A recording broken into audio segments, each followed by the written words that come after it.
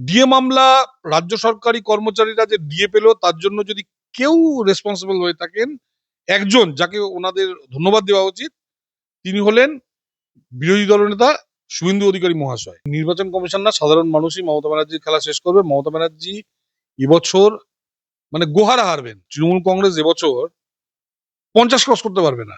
আমি আপনাকে ছোট্ট একটা হিসাব দিচ্ছি। 110টায় 109টা আসন পেয়েছিলেন। আমি এবার বলছি এবার 10টা আসনও পাবেন না, 1%। আমি আবার বলছি মমতা ব্যানার্জি এবার 50 থেকে 60টার বেশি আসন পাবেন না। যে কটা পাবেন কলকাতায়, কলকাতার বাইরে কেউ ভোটই দেবে না মমতা ব্যানার্জি। আমি আপনাকে বলছি কবির সুমনের, আপনারা তো সার্ভে করেন, কবির সুমনের 5খানা গান পশ্চিমবঙ্গে কোচবিহার থেকে কাকদ্বীপ পর্যন্ত আপনারা একটা সার্ভে করুন। যদি পশ্চিমবঙ্গের বাঙালিদের 2% লোক 2% লোক 2% লোক আপনারা সার্ভে করুন, কবির সুমনের 5খানা গান গাইতে পারেন, আমি রাজনীতি ছেড়ে দেবো। আমি রাজনীতি করবো না। আমি সুমন, নচিকেতা, এইসব যে ডাম্প গার্বেজ, এদের একটার বেশি দুটো ম্যাক্সিমাম কেসে 1.5খানা ক্যাসেট বিক্রি হয়েছে, তারপর থার্ড ক্যাসেট বিক্রি হয়নি এদের। পশ্চিম বাংলা এবার বিজেপির ইস্তাহার বিজেপি তৈরি করবে না, বড় চমক পদ্ম পার্টির। কি চাইছেন সাধারণ মানুষ?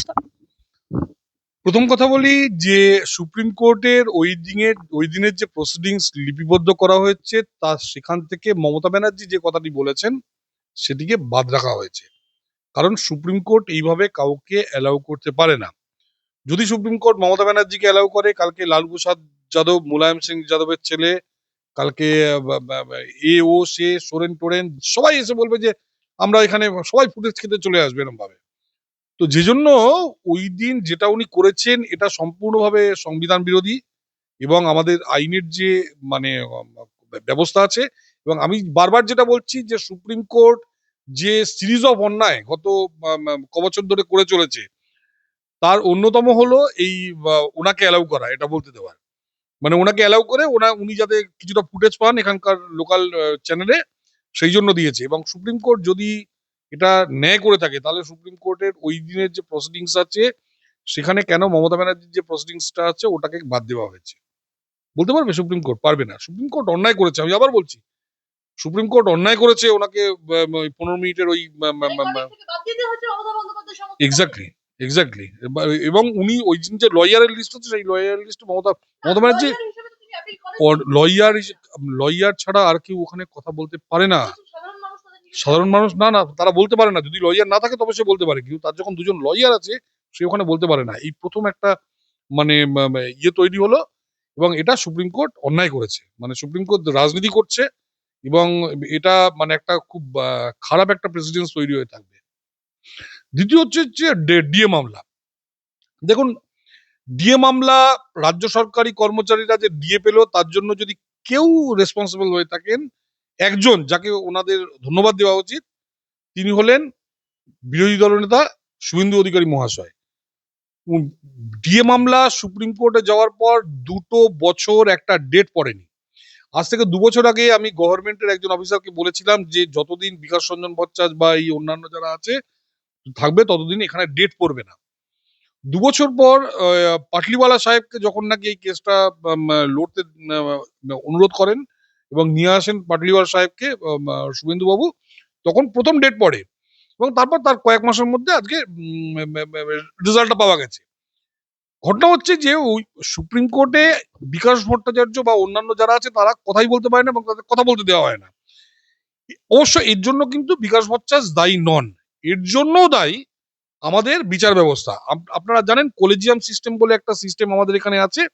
যেই কলেজিয়াম সিস্টেমটা মানে আমাদের ভারতবর্ষের যে বিচার ব্যবস্থা তাকে বিশ্বের অন্যতম যে খারাপ বিচার ব্যবস্থা হিসেবে মানে যে তৈরি করেছে, মানে অন্যতম মানে মানে মানে অন্যতম খারাপ একটা বিচার ব্যবস্থা হিসেবে মানে তৈরি করার পিছনে এই কলেজিয়াম সিস্টেম দায়ী।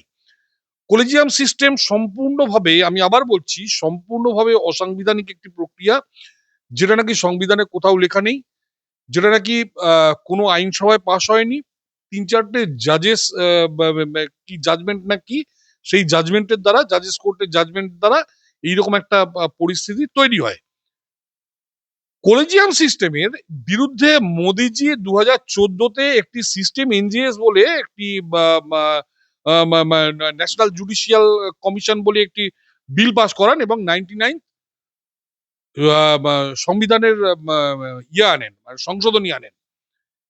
এর 1 বছর পর 2015 অক্টোবরে 5 জন জাজের বেঞ্চ 4-1 ভোটে এটাকে হারিয়ে এই বিল এবং এই সংবিধান সংশোধনকে অসাংবিধানিক বলে। আপনারা ভাবুন, একটা অসাংবিধানিক পদ্ধতিকে রেখে দেওয়ার জন্য যখন একটা পদ্ধতি এলো সংবিধান থেকে, সেটাকে এরা অসাংবিধানিক বলে ঘোষণা করলো। এবং যে 4 জন এখানে রায় দিয়েছিলেন কলেজিয়ামের পক্ষে, অর্থাৎ এই পরীক্ষার বিপক্ষে, তাদের মধ্যে আমি দায়িত্ব নিয়ে বলছি, আপনাদের চ্যানেলের কোনো দায় নেই এতে, আমি নিজে দায়িত্ব নিয়ে বলছি, এদের মধ্যে ভার্গিস কুরিয়ান বা জাস্টিস কুরিয়ান বলে একজন ছিলেন।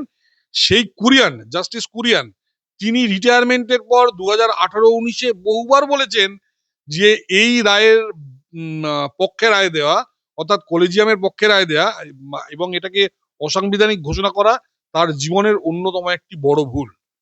এবং এই কলেজিয়াম সিস্টেম থাকার ফলে হচ্ছে কি, মানে আপনার যতই ট্যালেন্ট থাকুক, আপনি গিয়ে সুপ্রিম কোর্টে গিয়ে আপনি ইয়ে করতে পারবেন না। আপনার যদি প্রপার চ্যানেল না থাকে, আপনি সুপ্রিম কোর্টে গিয়ে আপনি ইয়ে করতে পারবেন না, মানে ওকালতি করতে পারবেন না। যেমন ধরুন, একটা সাধারণ ফ্যামিলির ছেলে, সে গিয়ে একটি সাধারণ ফ্যামিলির ছেলে সে গিয়ে গুগলের হেড হতে পারে। আপনি দেখছেন একজন ভারতীয় আজকে অ্যাডোবের হেড, একজন ভারতীয় মাইক্রোসফটের হেড, একজন ভারতীয় বিশ্ব ব্যাংকের হেড। কিন্তু এরকম সাধারণ ফ্যামিলির ছেলে মেয়েরা তারা গিয়ে সুপ্রিম কোর্টে লয়ার হতে পারবে না। সুপ্রিম কোর্টের লয়ার তারাই হতে পারবে যারা এই কলেজিয়াম থেকে নির্ধারিত যে জাজ আছে সেই জাজেদের কাছের লোক। এবং সেই জন্যই সুপ্রিম কোর্টে একজন লয়ার একদিনে 35 থেকে 40, এই যে আপনার ওই না 35 থেকে 40 লাখ নেয়। আজকে এই ন্যাশনাল জুডিশিয়াল কলেজের টপার ইভেন 10 বছর কাজ করার পর সে সুপ্রিম কোর্টে গিয়ে করতে পারবে না। ফলে এটার জন্য বিকাশ রঞ্জন ভট্টাচার্যকে আমি দায়ী করছি না, কিন্তু ঘটনা হচ্ছে বিকাশ রঞ্জন ভট্টাচার্য যতদিন এই কেসটা লড়েছেন ততদিন এটা উঠতেই দেওয়া হয়নি। উঠতে আমি বলছি 2 বছর বাইরে ফেলে রেখে দিয়েছিল। পাটলিওয়ালা সাহেব আসার পর, যেহেতু পাটলিওয়ালা সাহেব হয়তো ওই সুপ্রিম কোর্টে বহুদিন ধরে প্র্যাকটিস করছেন, ওই কেসটা ওঠে এবং আজকে এটা রায় হয়। ফিরদৌস শামীমরা তো বারংবার বলেছেন আমাদের চ্যানেলে যে ছবার তারা এই মামলা জিতেছেন, সপ্তমবারের বেলা দূর দূর, ওসব নিচের কোর্টে জিতেছে, নিচের কোর্টে জিতেছে। আমি সুপ্রিম কোর্টের কথা বলছি, নিচের কোর্টে শুনুন। হাইকোর্টে আবার অন্য খেলা। হাইকোর্টে 34 বছর যেহেতু এরা ক্ষমতায় ছিল, হাইকোর্টে জাজেদের একটা বড় অংশ হলো বামপন্থী। আমি আবার বলছি, এখানেও লবির খেলা আছে। আমাদের দলের একজন সাংসদ, আমি তার নাম বলছি না, আপাতত দেখবেন একজন বড় একজন, মানে আমি প্রথমে ভাবতাম এরা মানে বড় কেউ কেটা একজন জাজ, যিনি নাকি প্রচন্ড মানে বড় ইয়ে পেয়েছেন, পাবলিসিটি পেয়েছেন। এরা আবার সব ওই সিপিএম এর জামানায় বিকাশ রঞ্জন ভট্টাচার্য যেদের ধরে টরে এরা এখানে জাজ হয়েছিল। পরবর্তীকালে আমাদের জন্য অবশ্য পরে জাজ হয়েছে। তো এদের জাজেদের এখানেও একটা লবি আছে। আমি আবার বলছি, এখানে যারা জাজ হয়, এখানে যেহেতু নাকি অধিকাংশ জাজ সিপিএম এর, পরবর্তীকালে তৃণমূলের ইয়েতে এখানেও সেভাবে, এবং সেখানে প্রথমবার এরা জিতে বেরিয়ে এসেছে প্রথম 6টা। এবং অসীম দাশগুপ্ত 2009-তে যে আইনটা পাস করেছে, তাতে 2009 থেকে 19 পর্যন্ত এটা প্রাপ্য, এবং এটা প্রাপ্য এবং ওরা জিতেছে, এটা নিয়ে কোনো সন্দেহ নেই। কিন্তু সুপ্রিম কোর্টে যে জিতলো, সুপ্রিম কোর্টে জেতায়, আমি আবার বলছি, আমি ফিরদৌস শামীমকে তো আমি ধরছি না, আমি ওকে ধর্তব্যের মধ্যেই রাখছি না। আমি মানে ভালো ছেলে, হয়তো আগামী দিনে উন্নতি করবে। বিকাশ রঞ্জন ভট্টাচার্যকে কথা বলতে দেয় না সুপ্রিম কোর্টে, বিকাশ রঞ্জন ভট্টাচার্যকে সুপ্রিম কোর্টে কথা বলতে দেয় না। এবং এটা এই না যে বিকাশ রঞ্জন ভট্টাচার্যের কোয়ালিটি নেই বা সামথিং, তা না। ওখানে একটা লবি আছে, যেমন হাইকোর্টে একটা লবি আছে, সুপ্রিম কোর্টেও একটা লবি আছে। আমি একটু সরে আসবো। সুদীপ্ত দা, আমি জিজ্ঞেস করবো, পশ্চিমবঙ্গে এই বছর বিজেপির ইস্তেহার বিজেপি তৈরি করবে না, বড় চমক পদ্ম পার্টির, কি চাইছেন তবে সাধারণ? নো, ইটস নট যে বিজেপি তৈরি করবে না। আমরা চাইছি যে, আমরা মানুষের মতামত চাইছি। বিজেপি মানুষের মতামত চাইছে। আমি আপনাকে বলি, আপনি কলকাতার অধিকাংশ মানুষকে জিজ্ঞেস করুন আমাদের এখানে কৃষি ব্যবস্থা কেমন চলছে, তারা জানে না। কৃষকদের যে সমস্যা, সেই সমস্যা কলকাতার মানুষ জানে না। কেন জানে না? কারণ এখানকার যে সংবাদপত্র, এখানকার যারা সাংবাদিক, আপনারা যারা আছেন, তারা অধিকাংশ মানুষ, আমাদের যে 70% যে জনসংখ্যা কৃষক, তাদের সমস্যাটা জানেন না। আমি আপনাকে একটা ছোট্ট কথা বলি, আপনি জানেন আজকের দিনে পশ্চিমবঙ্গের অধিকাংশ কৃষক কেন পরিযায়ী? পশ্চিমবঙ্গের কৃষক পরিযায়ী তার কারণ one and only Mamata Bandyopadhyay. এখন আপনি বলবেন কিভাবে? মমতা ব্যানার্জি ক্ষমতায় আসার পর কোলে মার্কেটে গিয়ে শস্যের দাম এমন ভাবে কন্ট্রোল করেছেন, একদিকে খরচ বেড়ে যাচ্ছে শস্য তৈরি করার, কারণ বিদ্যুতের দাম বাড়ছে, জল পাওয়া যাচ্ছে না। অন্যদিকে উনি বলছেন যে এত টাকার বেশি আপনি একটা বেচতে পারবেন না। এবার একটা মার্কেটে একটা আপনার ইয়ের দাম, একটা ফুলকপির দাম 10 টাকা, ফুলকপিটা তৈরি করতে লেগেছে 20 টাকা, তাহলে চাষি চাষ করবে কেন? চাষি চাষ করছে না। এবার ঘটনা হচ্ছে এই ফিডব্যাক গুলো তো নিতে হবে আমাদের মার্কেট থেকে। সিপিএম কোনোদিন দেখেছেন? সিপিএম এই নিয়ে কোনো কথা বলে না, কংগ্রেস কথা বলে না, কারণ এটা মানুষের থেকে দূরে। আমরা মানুষের থেকে ফিডব্যাকটা নিচ্ছি। আমরা এখানকার যেটা তৈরি করছি আমরা, আমরা মানুষের থেকে ফিডব্যাকটা নিচ্ছি। আপনাদের তরফ থেকে একটি ফোন নাম্বার জেনারেট করা হলো একই সঙ্গে, এবং এটি রাজ্য বিজেপির তরফ থেকে বলা হলো যে এই নম্বরে ফোন করে যে কেউ তাদের নিজের পরামর্শ জানাতে পারবেন। মানুষের সেই সব পরামর্শ গ্রহণ করে নির্বাচনী সংকল্পপত্র তৈরি করা হবে বলে শনিবার জানালেন রাজ্য বিজেপির সভাপতি শ্রমিক ভট্টাচার্য। আমি জানতে চাইবো সুদীপ্ত দা, মানুষের দাবি যদি বিজেপির কেন্দ্রীয় লাইনের সঙ্গে না মেলে, সেগুলো কি সত্যি ইস্তেহারে ঢুকবে নাকি বাদ? মানুষের দাবি নিয়ে তো এখানকার রাজনীতি, ধরুন আজকে উড়িষ্যার নির্বাচনী ইস্তাহার, আর পশ্চিমবঙ্গের নির্বাচনী ইস্তাহার, আর গুজরাটের কখনো এক হতে পারে? হতে পারে না। আমরা তো এখানকার মানুষের থেকে নেবো। এখানকার যারা আপনার কৈবর্ত আছে, জেলে কৈবর্ত, তাদের একটা সমস্যা। এখানকার যারা চাষি কৈবর্ত আছে তাদের একটা সমস্যা। এখানকার যারা পশুপালন করছে তাদের একটা সমস্যা। এখানকার যারা নাকি ধরুন ডেয়ারির উপর বিজনেস করছে, যারা গোয়ালা, তাদের একটা সমস্যা। আমরা শুধুমাত্র এই কলকাতা প্রেসিডেন্সি আর যাদবপুরের ছেলেদের উপর ফিডব্যাক নিয়ে একটা নির্বাচনী ইস্তাহার তৈরি করতে পারি না। এই সিপিএম, সিপিএম এই কতগুলো যাদবপুর প্রেসিডেন্সির কতগুলো ছেলে আছে, মানে তারা মানুষের সঙ্গে, মানে তাদের পাঁচিলের বাইরে তারা কাউকে চেনে না পৃথিবী। দেখুন, আমাদের প্রতিদ্বন্দ্বী তৃণমূল, কিন্তু তৃণমূলকে সাপোর্ট করছে সিপিএম। গত বছরে যেমন 2021-এও যেমন সিপিএম সাপোর্ট করেছিল নো ভোট টু বিজয়ী বলে, এবারও সিপিএম নো ভোট টু বিজয়ী বলে সিপিএম সাপোর্ট করার চেষ্টা করছে। সুদীপ্ত দা, আমি বলবো পশ্চিমবঙ্গে এক দফায় ভোট চায় সিইও দফতর। প্রস্তাবও দেবে দিল্লির নির্বাচন সদনকে, তবে চূড়ান্ত সিদ্ধান্ত নেবে কমিশনই। মমতা বন্দ্যোপাধ্যায়ের খেলা কি শেষ করবে নির্বাচন কমিশন? দেখুন, নির্বাচন কমিশন না, সাধারণ মানুষই মমতা ব্যানার্জির খেলা শেষ করবে। মমতা ব্যানার্জি এবছর মানে গোহারা হারবেন। আমি আপনাকে বলছি, মমতা মানে তৃণমূল কংগ্রেস এবছর 50 ক্রস করতে পারবে না। আমি আপনাকে ছোট্ট একটা হিসাব দিচ্ছি। 2016-তে মমতা ব্যানার্জি যে কটা সিট পেয়েছিলেন, 2021-এ সে কটা সিট পেয়েছেন। কিন্তু 2021-এ উনি মুর্শিদাবাদ এবং মালদার 50টা মতন সিট উনি 2021-এ পান। কিন্তু আপনি দেখবেন এই বছর মুর্শিদাবাদ এবং মালদা থেকে উনি একটা আসনও পাবেন না। তো এখানে মমতা ব্যানার্জির আসন কিন্তু, আমি আপনাকে ছোট্ট হিসাব দিচ্ছি, যে এখানে ওনার আসন 215 থেকে কমে 165-তে নেমে এলো।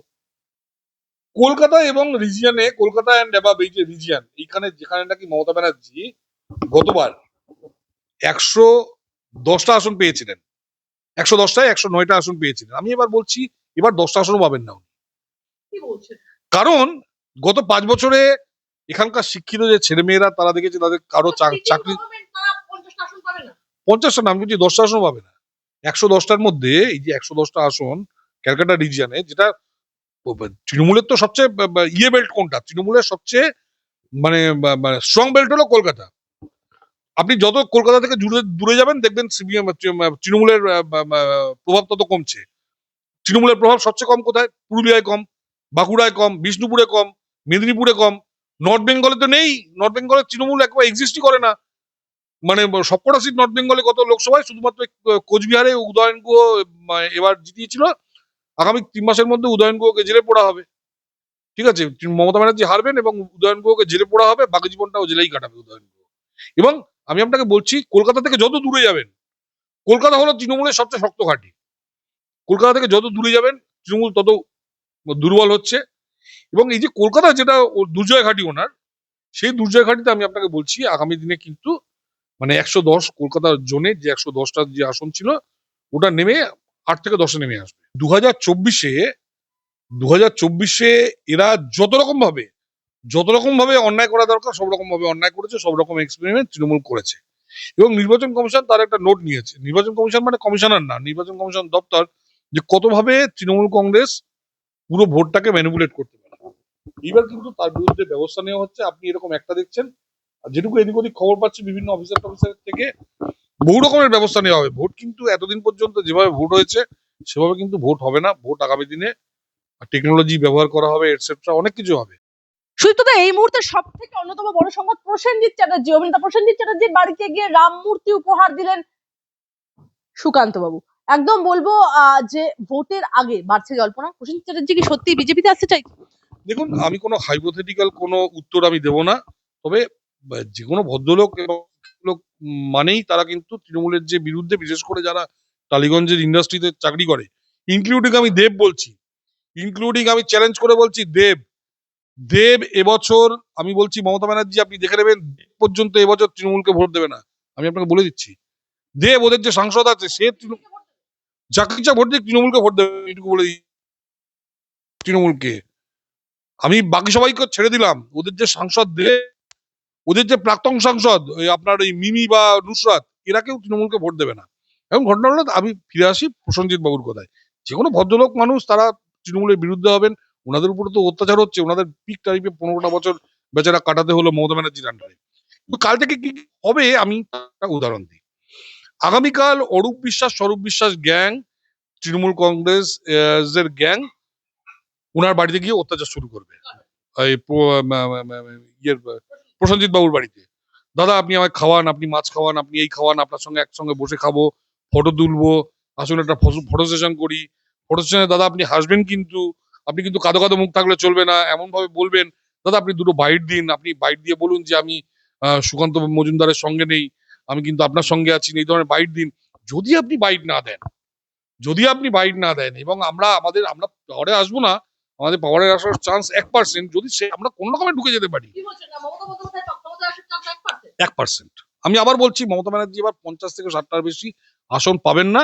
যে কটা পাবেন কলকাতায়, কলকাতার বাইরে কেউ ভোটই দেবে না মমতা ব্যানার্জি। আমি আপনাকে বলছি, গ্রামের মানুষ মমতা ব্যানার্জিকে এবার লক্ষ্মীর ভান্ডার 1500 টাকা হয়ে গেল সুদীপ্ত দা। তারপরে আপনি এই কথা বলছেন, মায়েরা বলছেন মমতা ব্যানার্জিকে প্রধানমন্ত্রী দেখছেন এবং দিদির সাথে আছেন, পাশে আছেন, সর্বক্ষেত্রে আছেন। যার ছেলে মেয়েকে স্কুল থেকে ছাড়িয়ে আনতে হয়েছে, যাকে চিকিৎসা করার জন্য গ্রামের হাসপাতালটা বন্ধ হয়ে গেছে, গ্রামের স্বাস্থ্যকেন্দ্র বন্ধ হয়ে গেছে, আপনি মনে করেন 1500 টাকা দিয়ে তাকে আপনি খুশি করতে পারবেন? আজকে 20,000 স্কুল বন্ধ, তাদের ছেলে মেয়েকে প্রাইভেট স্কুলে ভর্তি করতে হচ্ছে 5,000 টাকা করে মাসের খরচা, আর আপনি হাতে দিচ্ছেন 1500 টাকা। গ্রামের স্বাস্থ্যকেন্দ্রটা বন্ধ হয়ে গেছে, স্বাস্থ্যকেন্দ্রে কোনো ডাক্তার নেই। গত 15 বছর আপনি জানেন তো কোনো ডাক্তার রিক্রুট করা হয়নি পশ্চিমবঙ্গে।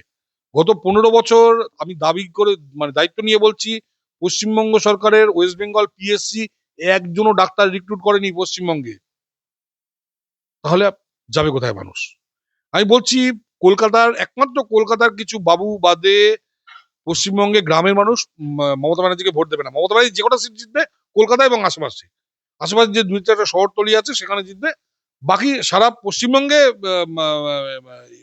তৃণমূল হারবে। আমি আপনাকে বলছি, একমাত্র কলকাতার লোকেরাই এখনো পর্যন্ত মমতা ব্যানার্জিকে ভোট দেন।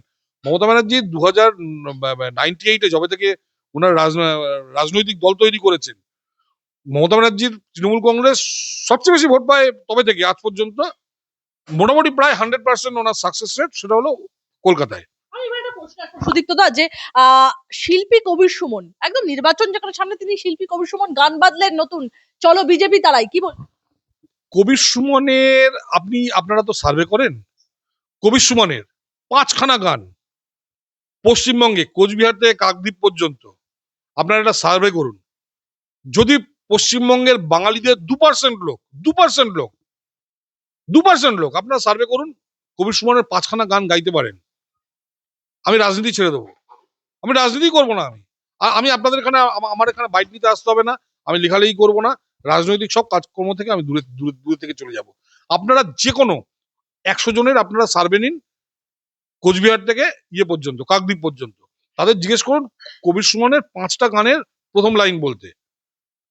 যদি 100 জনের মধ্যে 2জন পারে বলতে, দুজন যদি বলতে পারে, আমি আপনাকে বলছি, আমি আর কোনোদিন আপনাদের এখানে বাইট দেবো না, রাজনীতি করবো না, আমি সম্পূর্ণভাবে রাজনীতি থেকে বেরিয়ে যাবো। আমি কবির সুমনের কথা কোনো গুরুত্ব নেই, ওটা পাগল একটা বদমাইশ লোক। সারাটা জীবন 3-4 জন মহিলার তো এমনি বিয়ে করেছে, একবার খ্রিস্টান হয়েছে বিয়ে করার জন্য, তারপর মুসলমান হয়েছে বিয়ে করার জন্য, তারপর ছাত্রীদের উপর মানে ভয়ঙ্কর সর্বনাশ করেছে নিজের ছাত্রীদের। একটা মাস্টারমশাই আমাদের এখানে, আপনারা জানেন যে তাকে পিতাতুল্য বলা হয়, সে তার ছাত্রীদের সর্বনাশ করেছে। ওটা মানুষ নাকি? আপনি গত 20 বছরে একটা গানের না, আপনি বলুন তো আমাকে, আপনি বলতে পারবেন গত 20 বছরে ওর নতুন গাওয়া কোনো একটা গানের আপনি প্রথম লাইন বলুন তো। এগুলো সব 30 বছরের, এগুলো সব আমরা কলেজে পড়তাম তখনকার। গত 20 বছরে কোনো হিট গান নেই, আমি আপনাকে বলছি। এগুলো সব 30 বছরের। রঞ্জনা আসবো না, আমরা যখন স্কুলে পড়তাম, এখন আমার মেয়েরা স্কুলে পড়ে, তখনকার গান। ওই একটা কি দুটো ক্যাসেট ওনার বিক্রি হয়েছিল, তৃতীয় কোনো ক্যাসেট বিক্রি হয়নি ওনার। এ সুমন, নচিকেতা, এইসব যে ডাম্প গার্বেজ, এদের একটার বেশি দুটো ম্যাক্সিমাম ক্যাসেট, 1.5খানা ক্যাসেট বিক্রি হয়েছে, তারপর থার্ড ক্যাসেট বিক্রি হয়নি এদের। এখনো মানুষ নির্মলেন্দু ভট্টাচার্যের গান শোনে, আপনারা এখনো মান্নাদের গান শোনে, শচীন দেব বর্মনের গান শোনে। কিন্তু আমি বলছি, আপনি রাস্তায় জিজ্ঞেস করুন শচীন দেব বর্মনের 5টা গানের নাম লোকে বলে দিতে পারবে, সুমন নচিকেতার নাম গান কেউ বলতে পারবে না। এদের সমাজে এদের কোনো অ্যাকসেপ্টেন্সই নেই। ও গান গাইছে, ও নিজেই ওই গান শুনবে। তৃণমূল কংগ্রেস পার্টি অফিসে যদি ওই গান চালায়, আমি আবার বলছি, ওই গান যদি তৃণমূল কংগ্রেসের পার্টি অফিসে গান চালায়, দেখবেন পার্টি অফিসে যে ছেলেগুলো আছে ওরা পালিয়ে চলে গেছে ওই অফিস ছেড়ে, পার্টি অফিস ছেড়ে। এই রিসেন্টলি একটা পাঁচালি বের করেছে না, পাঁচালি ভাইপো বলেছে সব পার্টি অফিসে চালাতে। যখনই এই পার্টি অফিসে পাঁচালিটা চালায়, ওই ছেলেগুলোতে আর ভালো লাগছে না বলে ওখান থেকে পার্টি অফিস থেকে বেরিয়ে চলে যায়। তৃণমূলের ছেলেরা ওরা নিজেরাই শোনে না, বলে পাঁচালি বন্ধ হোক, তারপর আবার আসবো। আড্ডা ধরুন ক্যারাম খেলছিল বা তাস টাস খেলছিল, যেই গানটা চালায় ওরা সব চলে যায়, আবার গানটা বন্ধ হয়ে গেলে যখন আবার তারা আসছে ওখানে।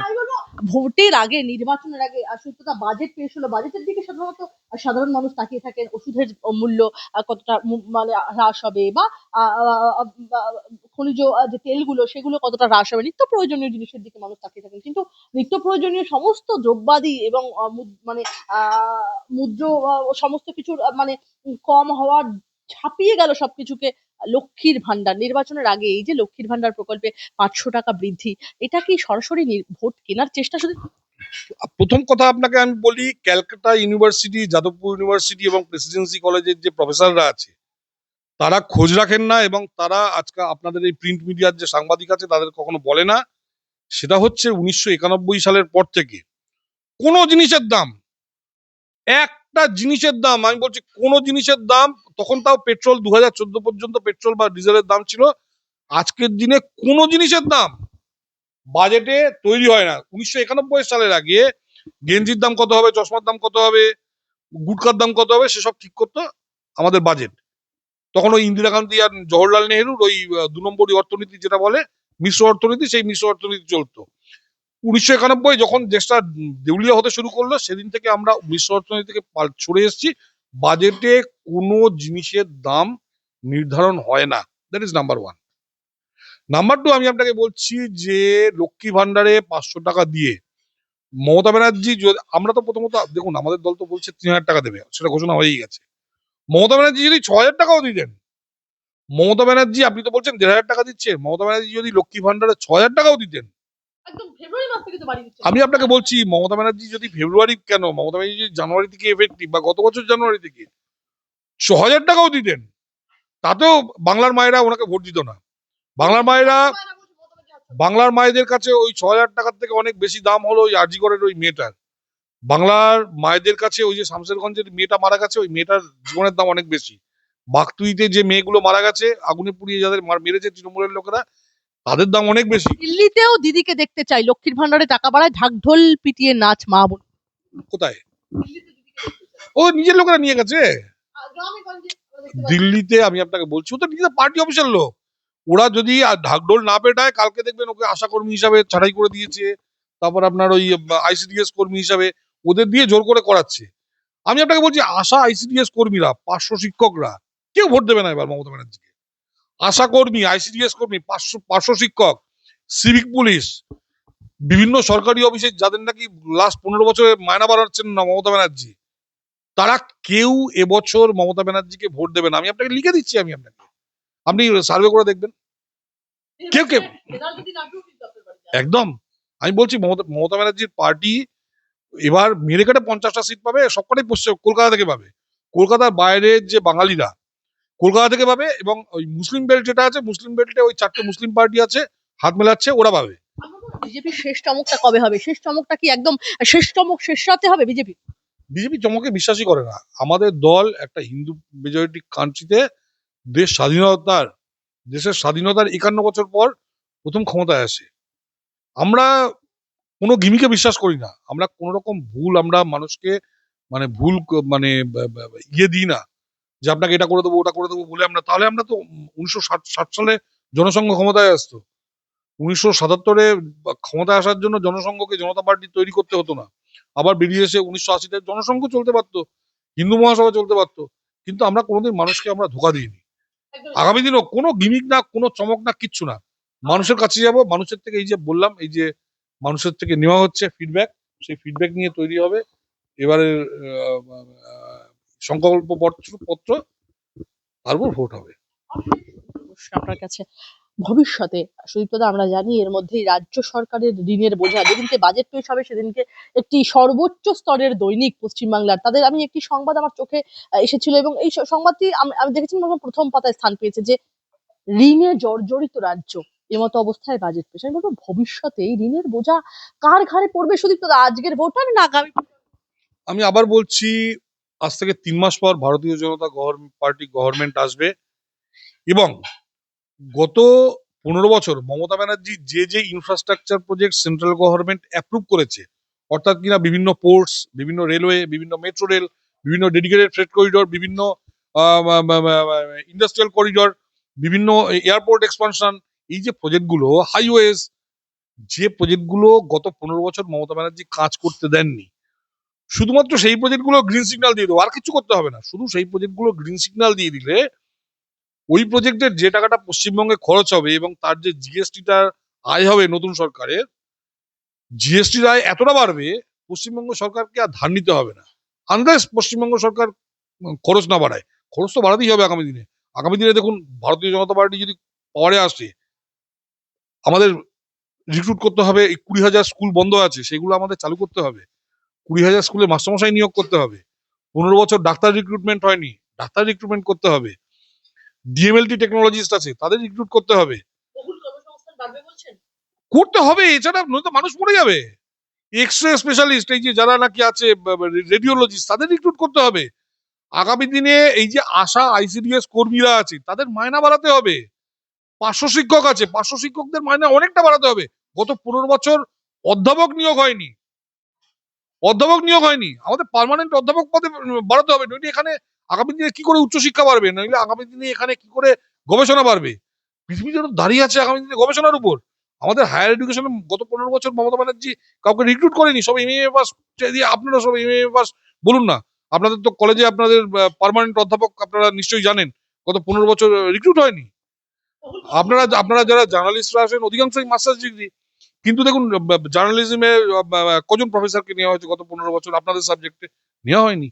এবং এই যে নেওয়াটা হচ্ছে না, আমাদের তো নিতে হবে, খরচ আমাদের বাড়বে, খরচটা কোথা থেকে আসবে? এবার আপনি বলবেন যে খরচটা 8 লাখ কোটি টাকা তো ঋণ, শুধুমাত্র সেন্ট্রাল গভর্নমেন্ট যে টাকা দিয়েছে গত 15 বছরে, বিভিন্ন ইরিগেশন প্রজেক্ট, বিভিন্ন ধরুন পাওয়ার প্রজেক্ট, বিভিন্ন বাকি যে প্রজেক্টগুলোর নাম বললাম, সেগুলো শুধু অ্যালাউ করে দেওয়া, আর কিছু না, শুধু অ্যালাউ করে দেওয়া, তাতেই গভর্নমেন্টের আয় আয় বাড়বে জিএসটি থেকে, যে everything will be done, no problem. সেখান থেকেই তো হবে, কর্মসংস্থান করতেই হবে। মানে ইট ইজ নট যে কর্মসংস্থান আমরা মানুষকে, দেখুন একটা কথা বলছি, ইট ইজ নট যে আমরা সংকল্প করতে বললাম যে কর্মসংস্থান করব, কর্মসংস্থান যদি না করি, আমরা যদি টিচার রিক্রুট না করি, ডাক্তার রিক্রুট না করি, আমরা যদি ডিএমএলটি টেকনোলজিস্ট রিক্রুট না করি, টেকনোলজিস্ট না করি, মানুষ তো মরে যাবে রাস্তায়। ফার্মাসিস্ট আমরা যদি রিক্রুট না করি, মানুষ মরে যাবে।